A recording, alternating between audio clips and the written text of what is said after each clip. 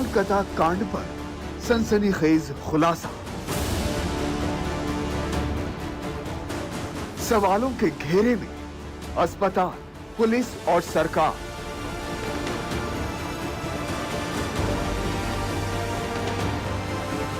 Supreme court की फटकार।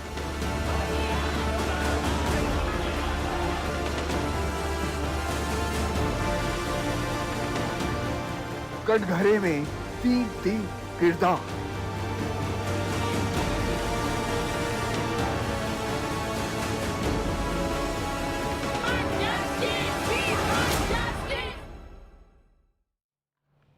नमस्कार, आप देख रहे हैं एनडीटीवी इंडिया और हमारी खास पेशकश के साथ मैं हूं अनंत भट्ट।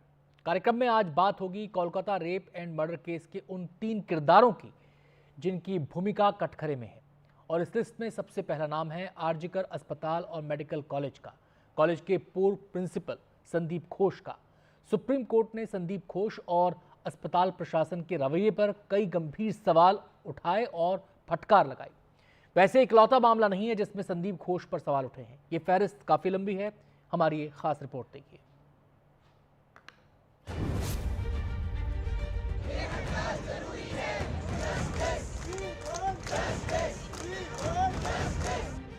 ये अस्पताल जिंदगी बचाने के लिए था, लेकिन यहां बलात्कार और मौत के खिलाफ आक्रोश की चिंगारी भड़की हुई है। ये आक्रोश कोलकाता के आरजीकर अस्पताल में ही नहीं दिखता, जहां 9 अगस्त को एक महिला डॉक्टर के साथ बलात्कार के बाद निर्मम हत्या कर दी गई थी।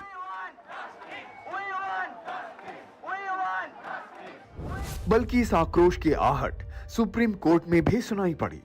मंगलवार को सुप्रीम कोर्ट ने आरजीकर अस्पताल को सवालों के कटघरे में खड़ा कर दिया। सुप्रीम कोर्ट के मुख्य न्यायाधीश न्यायमूर्ति डीवाई चंद्रचूड़ के इन सवालों को सुनिए। मुख्य न्यायाधीश ने पूछा कि कॉलेज के प्रिंसिपल संदीप घोष क्या कर रहे थे? एफआईआर दर्ज करने में देर क्यों हुई? जब वहां पीड़िता के माता पिता नहीं थे, तो क्या ये अस्पताल प्रशासन की जिम्मेदारी नहीं थी कि वो एफआईआर दर्ज कराए? महिला डॉक्टर का शव माता पिता को देर से क्यों सौंपा गया? सुप्रीम कोर्ट के ये सवाल अस्पताल की भूमिका को सवालों के घेरे में ले आते हैं।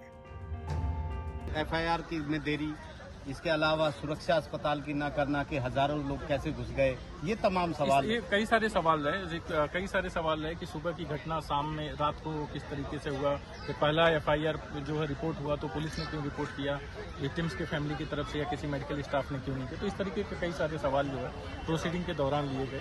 और हमें लगता है जो नेशनल टास्क फोर्स उन्होंने बनाया ये काफी ही अच्छा स्टेप है, जिसमें सारे मेडिकल एसोसिएशन अपना सजेशन देंगे। अस्पताल पर सवाल उठना स्वाभाविक है। पिछले दिनों जिस तरह घटना के वक्त कॉलेज के प्रिंसिपल रहे संदीप घोष की तरफ से लीपापोती हुई, उसके बाद अब सीबीआई की जांच से जो बातें खुल रही हैं, वो काफी डराने वाली हैं। सीबीआई सूत्रों से एनडीटीवी को मिली जानकारी के मुताबिक अस्पताल की सबसे बड़ी लापरवाही ये है कि मौका वारदात को सुरक्षित नहीं रखा गया। सीबीआई सूत्रों के मुताबिक आरजीकर अस्पताल के प्रिंसिपल ने 9 अगस्त को सुबह 7 बजे अपने एक विश्वास पात्र सहयोगी के माध्यम से पता लगाया कि पीड़िता का शव सेमिनार रूम में पड़ा हुआ था। उसके बाद कई लोग सेमिनार हॉल में आए। इसका सबूत यह है कि सेमिनार हॉल में कई लोगों के पैरों के निशान मिले हैं। यही वजह है कि 10 बार से भी ज्यादा सीबीआई की अलग अलग टीमों को सेमिनार हॉल से सबूत जुटाने पड़े। साथ ही 3D लेजर स्कैनिंग भी सीबीआई ने 2 बार की। सूत्रों के मुताबिक तत्कालीन प्रिंसिपल संदीप घोष को पूरी घटना की जानकारी मिली तो उस पर कार्रवाई करने की जगह बैठक करने लगे। उसके बहुत देर बाद पुलिस को इसकी सूचना दी गई।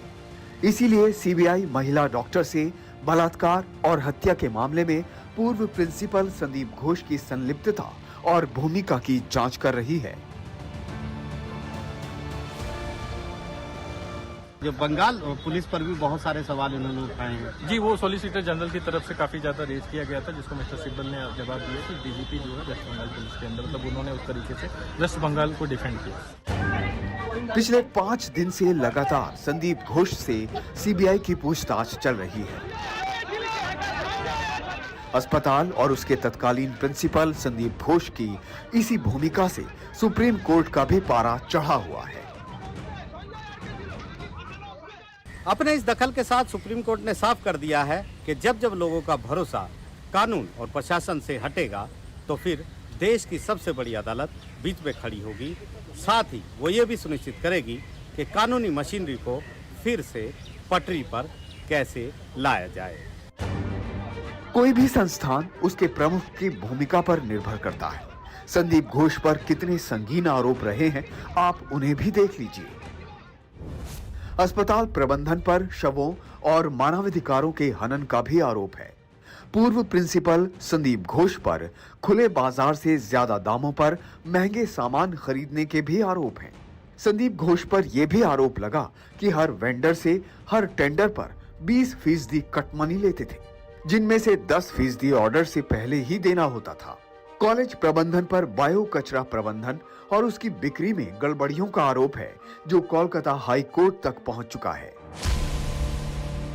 यह मामला हाई कोर्ट में, इससे आप अंदाजा लगा सकते हैं कि राधा गोविंदकर अस्पताल में कितनी गड़बड़ियां चल रही थी, जिसका एक खौफनाक अंजाम एक महिला डॉक्टर से बलात्कार और हत्या के रूप में सामने आया।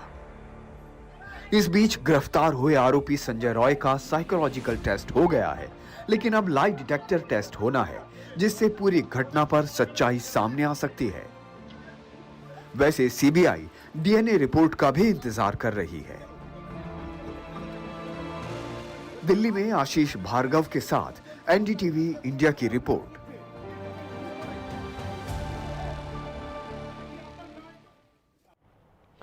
Kolkata rape and murder case के बाद से डॉक्टर सड़कों पर प्रदर्शन कर रहे हैं। सुरक्षा उनकी सबसे बड़ी चिंता है और सुरक्षा पुलिस का जिम्मा है। कोलकाता केस में खुद पुलिस ही सवालों के घेरे में है, लिहाजा कटघरे में खड़ा दूसरा किरदार पुलिस ही है। सुनवाई के दौरान खुद सुप्रीम कोर्ट की बेंच ने पुलिस को लेकर कई सवाल पूछे। एफआईआर दर्ज करने से लेकर उपद्रवियों के अस्पताल में घुसने तक लोग पुलिस पर संदेह कर रहे हैं।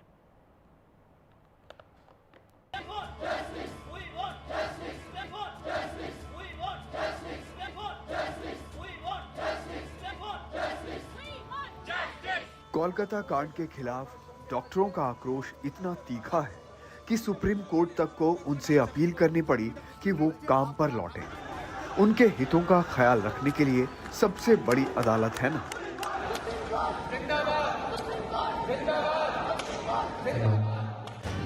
इससे डॉक्टरों में नई उम्मीद जगी है।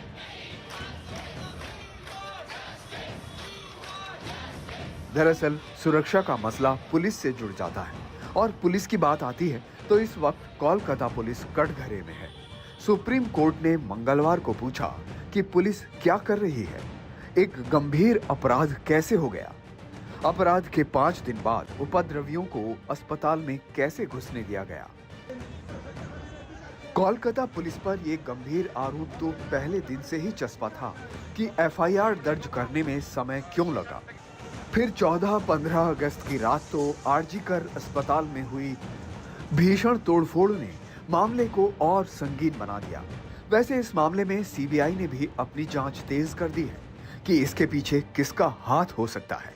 कोलकाता पुलिस ने अब तक जिन 30 लोगों को गिरफ्तार किया है, उनमें से कुछ के सत्तारूढ़ टीएमसी से भी संबंध बताए जा रहे हैं, लेकिन पुलिस का भी कुछ कहना है। Anyone can give us any information about any of the people. कोई भी शख्स हमें किसी भी शख्स के बारे में जानकारी दे सकता है, चाहे वो किसी सियासी दल से ही क्यों न जुड़ा हो। हमें इस मामले से जुड़े किसी भी शख्स की गिरफ्तारी में कोई परेशानी नहीं है। Our request would be that if you know that this person is present. Supreme court के सामने ये सवाल भी आया कि पीड़िता की पहचान वाले पोस्ट सोशल मीडिया पर कैसे अटे पड़े हैं। इस पर कोलकाता की पुलिस ने क्या किया, जबकि कोलकाता पुलिस का कहना है कि उसने ऐसा करने वाले 280 लोगों को नोटिस जारी किया है।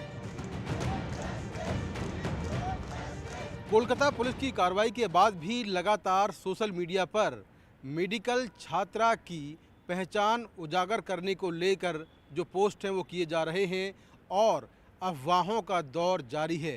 अब देखना होगा कि सुप्रीम कोर्ट की सख्ती के बाद इन पर किस तरह से लगाम लगती है। अब मामला सीबीआई के हाथों में है और सुप्रीम कोर्ट की निगरानी में है।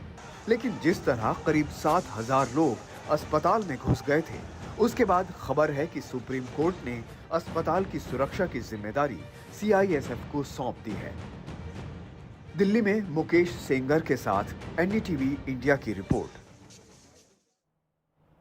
कोलकाता केस में सरकार का रवैया भी सवालों के घेरे में है और सरकार ही वो तीसरा किरदार है जिससे सुप्रीम कोर्ट ने सवाल पूछे हैं। वारदात के चंद घंटे बाद ही आरजीकर मेडिकल कॉलेज के प्रिंसिपल की दूसरे कॉलेज में नियुक्ति से लेकर ममता बनर्जी के सड़क पर मार्च तक सवाल ही सवाल है। कोलकाता की सड़कों पर जब पश्चिम बंगाल की मुख्यमंत्री ममता बनर्जी खुद ही मार्च करने लगी तो सवाल उठा कि ये किसके खिलाफ मोर्चा खोल रही हैं, जबकि सरकार तो इनकी ही है। इस सियासी खेल की पोल सुप्रीम कोर्ट ने इन सवालों से खोल दी। सुप्रीम कोर्ट ने पूछा कि पीड़िता का शव उसके अभिभावकों को देने के 3.5 घंटे बाद एफआईआर दर्ज क्यों हुई? अस्पतालों में तोड़फोड़ को राज्य सरकार कैसे संभाल नहीं पाई? और अब तत्कालीन प्रिंसिपल के खिलाफ किस कार्रवाई का प्रस्ताव सरकार रखेगी? ममता बनर्जी सरकार को जहां बीजेपी लगातार घेर रही है, वहीं इंडिया ब्लॉक के नेता इधर उधर की बात करने लगे हैं। सुप्रीम कोर्ट ने डॉक्टर से कहा अपने स्ट्राइक एंड करने एज ओलोपी। देखिए भैया, मैं यहाँ इस मामले में आया हूँ सर। अब मैं जानता हूँ कि आप इस मामले को उठवाना नहीं चाहते हो, आप डिस्ट्रैक्ट कराना चाहते हो। ममता बनर्जी सरकार पर सबसे बड़ा आरोप यही लग रहा है कि इसने आरजीकर अस्पताल के तत्कालीन प्रिंसिपल पर दरियादिली दिखाई। आखिर जिस अस्पताल में इतना जघन्य अपराध हुआ हो, उसके प्रिंसिपल पर कोई कार्रवाई करने की जगह उसे कैसे दूसरी जगह तुरंत नियुक्ति दे दी गई? एनडीटीवी इंडिया की रिपोर्ट। और अब वक्त हो गया एक छोटे से ब्रेक का, और ब्रेक के बाद कोविड काल में भी कैसे देश की इकोनॉमी रही मजबूत, खुद रिजर्व बैंक के गवर्नर ने एनडीटीवी से इस पर क्या कहा, दिखाएंगे एक छोटे से ब्रेक के बाद।